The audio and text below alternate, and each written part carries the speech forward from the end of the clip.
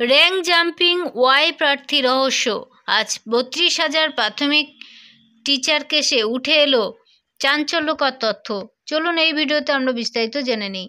কলকাতা হাইকোর্টে 32,000 প্রাথমিক শিক্ষকের চাকরি বাতিল মামলার শুনানিতে উঠে এলো চাঞ্চল্যকর তথ্য।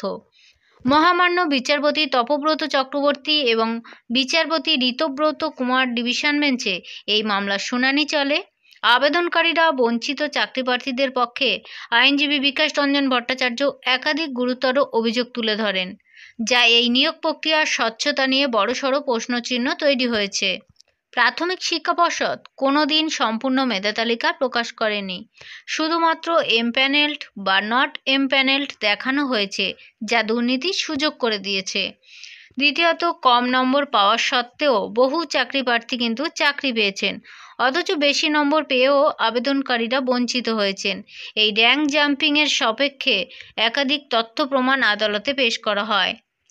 এমন অনেকে চাকরি দেওয়া হয়েছে যারা 2014 সালের টেট পরীক্ষাতেই বসেনি, এমনকি টেট পাস না করেও অনেক নিয়োগপত্র পেয়েছেন বলে এমনটাই অভিযোগ উঠে এসেছে।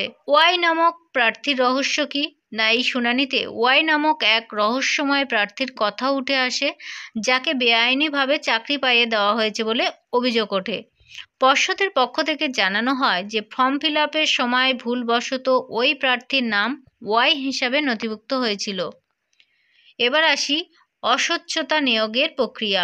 অ্যাপটিটিউড টেস্ট এবং ইন্টারভিউ প্রক্রিয়ার ব্যাপক গরমিলের অভিযোগ আনা হয়েছে। কোনো রকম রেকর্ড ছাড়াই নম্বর বন্টন করা হয়েছে, যা সম্পূর্ণ নিয়ম বিরুদ্ধ। প্রশিক্ষণহীন শিক্ষকদের নিয়োগের ক্ষেত্রে যে রিল্যাক্সেশন পিরিয়ড বা ছাড়ের সময়সীমা ছিল, তা অপব্যবহার করা হয়েছে। সময়সীমা পেরিয়ে যাওয়ার পরেও নিয়ম ভেঙে নিয়োগ চলেছে। আদালত এই সকল অভিযোগ অত্যন্ত গুরুত্ব সহকারে শুনেছে। বিচারপতিরা জানান যে নিয়োগ প্রক্রিয়ায় এত বড় দুর্নীতির অভিযোগ থাকলেও তা এড়িয়ে যাওয়া সম্ভব নয়। পর্ষদের ভূমিকা এবং নিয়োগের যে স্বচ্ছতা, সেটাও নিয়ে একাধিক প্রশ্ন তোলেন। বিচারপতি আরও বলেন যে 5 বছর পর কেন এই বিষয়গুলো তোলা হচ্ছে। এই প্রশ্ন যেমন থাকছে, তেমনই কিন্তু আইনের চোখে দুর্নীতির কোনো ক্ষমা নেই। এই মামলার পরবর্তী দিন ধার্য হয়েছে 29 অক্টোবর 2025। পুজোর ছুটির কারণে শুনানি পিছিয়ে যাওয়ায় চাকরি প্রার্থীদের জন্য কিন্তু এটা খুবই খারাপ খবর। অপেক্ষা আরও বাড়ল।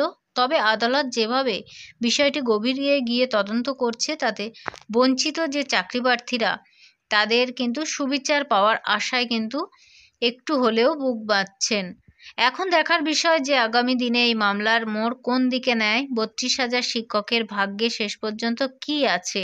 অনেক ধন্যবাদ সঙ্গে থাকার জন্য। চ্যানেলে নতুন হলে অবশ্যই চ্যানেলটিকে সাবস্ক্রাইব করে পাশে থাকবেন। ধন্যবাদ।